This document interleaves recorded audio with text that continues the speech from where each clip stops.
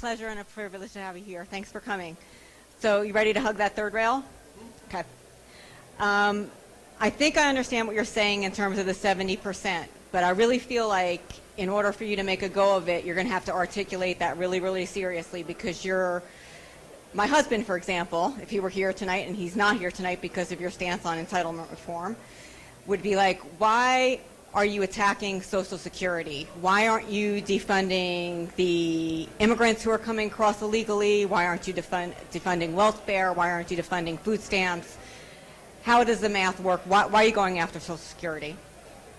It's like Willie Loman said when they asked him, why do you rob banks? He said, because that's where the money is. All right? The problem is when you're spending 71% of the federal budget, if you eliminated everything else we do, not just the things that you just mentioned that ticked off on his list, but military spending, all our education spending, everything else we spend on, that's only 29% of the federal budget. You can eliminate all of it. All of it. And none of it. No more national parks. No more national defense. No more student loans. No more student grants. None of it. It still won't pay for it. And so the fact is, I'm not attacking Social Security, I'm protecting Social Security. See, those people who are ignoring this problem are the ones who will let a crisis happen. I would, listen, I don't need to do this. I don't need to have folks like your husband angry with me because they say, why is he doing this? I'm trying to get votes here. But, the fact is, I don't want to get votes on a false premise. And I don't want to be part of leading our country into a Greece-like situation. And everybody, that's where we're headed. That's where we're headed. If we don't do this, think about the debt we have now. $18 trillion in debt. We are going towards the cliff.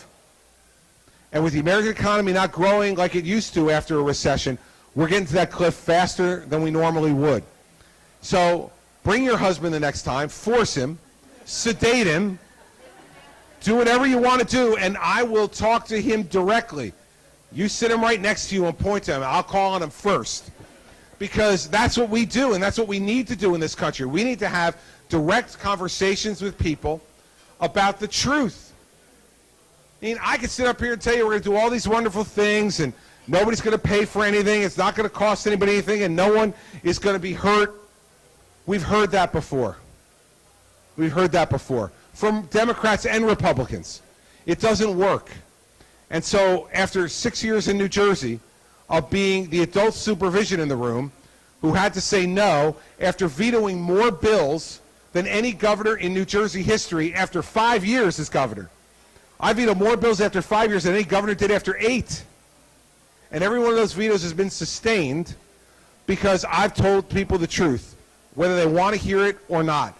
That's exactly the way I'd govern as president, the way I've governed as governor of New Jersey. And I think if I had a crack at convincing your husband, I might get him there. I might get him there. So bring him next time. Let's try. Stand right in there. Hi, Governor. You mentioned 5 things that you've kind of outlined your position on your website, but you missed what you're going to do about Obamacare and immigration. So I'd like to hear a little bit about that. That's because I haven't given those speeches yet. But I will give you a little preview of what we're going to do. First on Obamacare. Obamacare needs to be repealed and replaced. Okay, so let's start with that. It doesn't work, and anybody with any sense would have known it wasn't going to work right from the beginning, right? Here's the best example of it. They wanted to set these state-based exchanges up, right, where you could go on and buy insurance, and they wanted the states to run them. 34 out of the 50 states said no thank you. Democrats and Republicans. Why? I'll tell you what I told them when they called me. I said, wait a second, you're going to set the rules, you're going to set the prices, and I'm going to be accountable for the results. Doesn't sound like a good deal to me. They want us to run it, let us run it. They want to run it, let them run it. And that's what we've done in the country. We've let 34 states have let them run it. And you're going to have premiums go up next year 40% under Obamacare.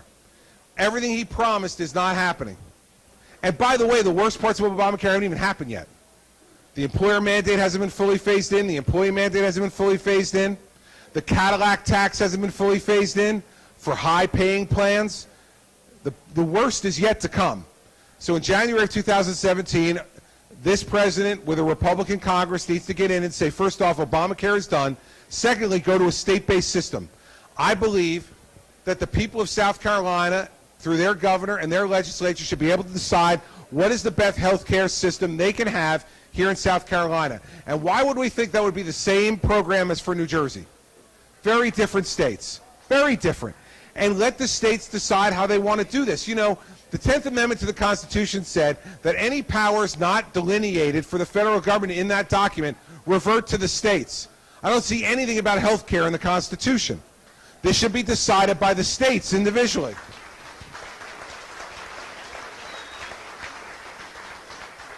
On immigration, first thing we need to do, obviously, is deal with the border situation. Now, you know, I think there's 4 ways to do that, but you can't do any one of them individually. You have to do them in conjunction.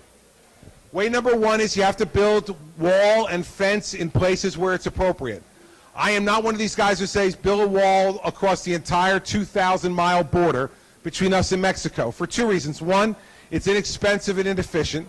And 2, I have never seen a wall that a determined human being couldn't find their way over, under, or around. So let's not fool each other, okay? It sounds good. You pound your chest when you say it. I'll build a wall across the entire border. It sounds really strong. It's not. Now, there's certain places where it might be appropriate to have a wall. In those places, fine, build it. Second, more border patrol officers, human intelligence on the border. Third, electronic intelligence. We need to use drones and other electronic capability to monitor parts of the border that are difficult terrain, where it's difficult to get human beings or build a wall or a fence near it. Fourth, and I think most importantly, is we have to force every employer in America to use E-Verify. The reason these folks are coming across the border is not to vote.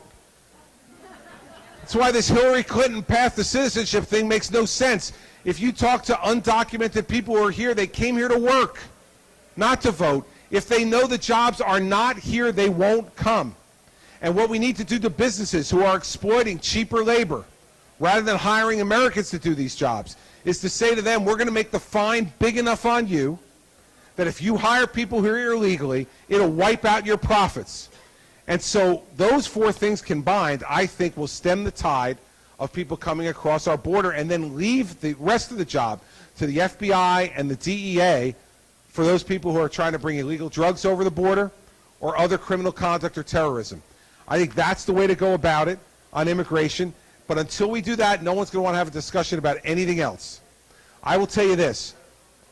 My grandfather, my mother's dad, came over to this country from Sicily. He was born on the boat between Sicily and the United States. My great-grandparents were so intent when their ticket was called to come to America that my great-grandmother, 9 months pregnant, got on that boat to come to America and gave birth, I cannot even imagine, gave birth to my grandfather on that boat. My mother used to tease her father all the time. She said, you know, that means you're nothing. You're not Italian, you're not American, you're nothing. You were born in the middle of the ocean. And I can remember, even as a really young child, how angry my grandfather used to get when she would tease him about that. And he would say to her, you're wrong, I'm an American. They made me an American when I got to Ellis Island. I'm an American. He was so proud of that. His father, who was a mason and had trouble finding work over in Sicily, came here when he legally could to find work. And then my grandfather followed in his footsteps and became a mason here and helped to build Newark, New Jersey, and the surrounding towns with their hands. We always want to have immigrants coming legally to this country to help our country continue to grow and diversify and get stronger. But we've got to do it legally. And we can't have that conversation until we secure the border and give people confidence again that the commander-in-chief of the country, the person in charge of the executive branch, will enforce the laws. I spent 7 years as the U.S. Attorney in New Jersey. You can be assured if I'm president, we will enforce the laws as they're written. That's the way I'd go after those 2.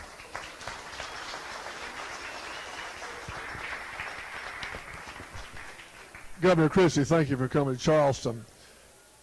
One thing I think we all worry about and we love is having safety at your house, going to bed at night feeling safe. We have a place in Lancaster, South Carolina, Rock Hill. It's called Islamville. Are you familiar with those compounds? They've got 30 of them across the southeast.